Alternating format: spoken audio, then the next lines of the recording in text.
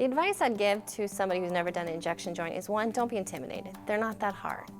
And two, get the dog in the position. Take the time to get the joint positioned correctly. If you don't, you're going to get frustrated and you're going to think they're difficult. If you take the time, get the dog position, and possibly get a helper, you're going to find that you'll be successful. The other thing is make sure you find your landmarks. Landmarks are very important. It gets you oriented. Anytime I'm doing anything, if I get a little bit disoriented, I go back to the landmarks and I get reoriented and I can do it successfully. When I'm injecting the knee, the first thing I do is I have the position appropriate. So you don't want the knee bent, not 90 degrees, about 45 degrees. And if you have a holder, it makes it a lot easier.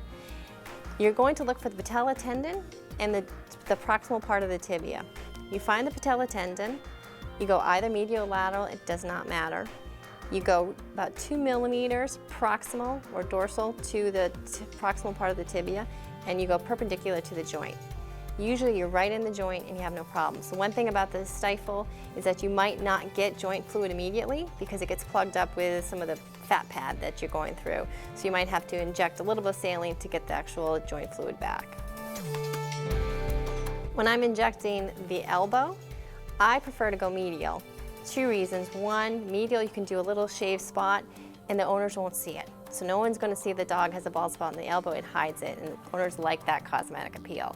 Second, I find positioning medial is very simple. You put the dogs on their back. You need to have a fulcrum for the elbow. This is critical. If you don't have a fulcrum and you don't have the elbow in position, you're going to be struggling. If you get a fulcrum, something hard like a towel or one of those weights used for your x-rays, you put it under the elbow and then you pull the elbow down so it opens up the joint. Again, if you have a holder, it helps. Otherwise, you can take the paw and use some kind of tie and pull it down. In that position, you feel for the medial epicondyle, which is easily palpated even in the most obese patient. You go 2 millimeters, 1 to 2 millimeters distal to that spot, either a little bit cranial, a little bit caudal, and you go perpendicular and you should fall right into the joint. I can get a 2.7 millimeter scope in there, so you can get an 18 gauge needle into the elbow joint, even in a very small dog. When I'm using the joint injection in the hip, again, position is very important. You want the dog to be lateral. You want the femur to be parallel to the floor. If you could have a holder pull the paw away from the body, not forward or back, but straight as if it's standing. Then, as the injector, you feel for the greater trochanter. You go about 1 millimeter dorsal. And again, you should fall right into the joint. If you feel bone, you're probably just a little bit too distal, and you angle it. You can either angle it with the needle going down towards the leg or just reposition it a little bit more dorsal. You should be successful. For injecting a shoulder, again, it's position, because I find the shoulder to be the hardest joint, and it's just because of the way the shoulder is made. And if you have the shoulder in the right position, you have a better shot of getting it the first time. And what you want is the dog laying laterally. You want the leg to be parallel to the floor, and you want someone, if possible a holder, to pull the leg away from the body, not forward or not back, but straight back to open up that joint space. Otherwise, when you go into the joint, you're going to hit the ball of the humeral head. If they're distracting, it's going to open up the joint.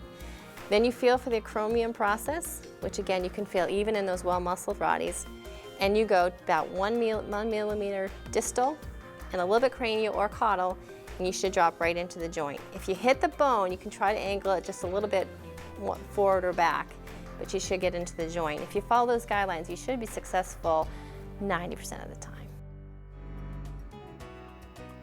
Insert the needle into the joint space and confirm the location by withdrawing synovial fluid. Depending on the state of joint degeneration, the amount of fluid will vary, including none at all. Without removing the needle, replace the syringe with the 10 cc syringe containing the platelet preparation. The volume of platelet preparation to inject varies from joint to joint and from dog to dog. Experience shows this volume is typically between 1 and 5 cc's. A rule of thumb is to inject until you begin to feel slight back pressure inside the joint. This means the joint capsule has been distended, and you should stop the injection at that point.